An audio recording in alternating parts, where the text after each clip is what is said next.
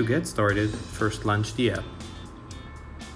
Easily access the time clock by tapping on the Quick Action button on your home screen. Then simply click the main Start button and choose a tag to clock in. Once clocked in, a timer will start and will also show on the user's main page. When ready to clock out, navigate back to the time clock and click the End Shift button to display your current location. By approving it, end the shift. That's it, a shift was now added to your timesheet.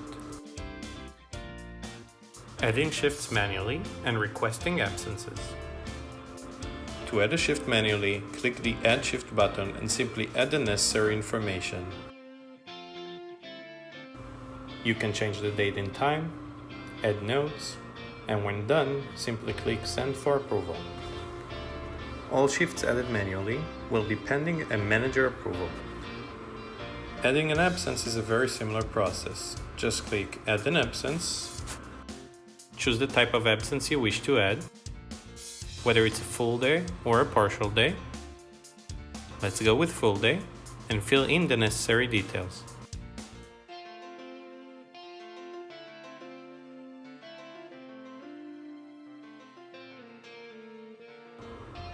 Once again, finish the process by tapping the Send for Approval button. A request will be sent and will await a manager review.